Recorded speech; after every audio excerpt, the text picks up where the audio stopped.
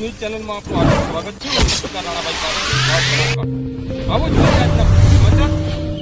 સંદેશ અમારો, સમય તમારો. જોતા રહો અમારી ચેનલ. નરસિંહભાઈ ચૌધરી, ધાનેરાના વતની, ગામ અન્નાપુર ગઢ છે.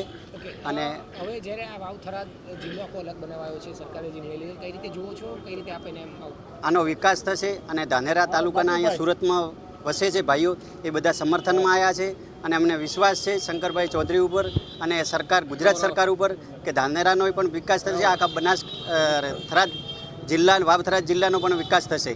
કેટલો મોટો નિર્ણય કહી શકાય છે? સારો, બહુ સારો. અમારા માટે તો દિવાળી જેવો માહોલ છે આજે. અમે દિવાળી માહોલ મનાવ્યો છે, મીઠાઈ ખાધી છે, ફટાકડા ફોડ્યા છે, એટલે અમારા માટે તો સારો નિર્ણય છે. શું કહેશો આજે જે પ્રકારે ઉજવણી થઈ? આપનું નામ આપનું. ગિરીશભાઈ ત્રિવેદી, મૂળ વતન સુઈગામ તાલુકો. વર્ષોથી સુરતની અંદર જેણે પોતાની કર્મભૂમિ બનાવી છે એવા તમામ વાવ થરાદ જિલ્લાના મિત્રો અત્યારે એક આનંદ પ્રગટ કરવા માટે ભેગા થયા છે. ગુજરાત સરકારની કેબિનેટે હમણાં જ એક ખૂબ મહત્ત્વનો નિર્ણય લીધો છે અને વાવ થરાદને જિલ્લો જાહેર કર્યો છે.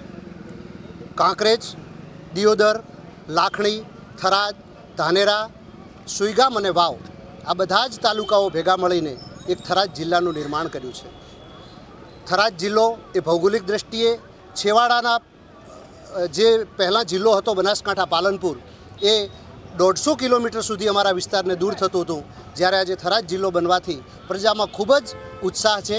એના માટે કરીને અહીંયા બધા ભેગા થયા છે, ફટાકડા ફોડી, મીઠાઈ વેચી અને બધાએ પોતાનો આનંદ પ્રગટ કર્યો છે. અચ્છા, થરાદ જિલ્લો જાહેર થયો અને પહેલું જ નગરપાલિકાનું ઇલેક્શન પણ આ વખતે જાહેર થશે, કઈ રીતે એને જોઈ રહ્યા છે?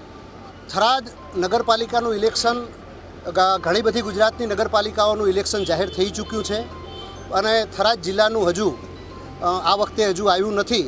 પરંતુ સરકાર અને ઇલેક્શન કમિશન જે પણ નિર્ણય લેશે એના માટે વાવ થરાદની પ્રજા ભારતીય જનતા પાર્ટીની સાથે અડીખમ છે.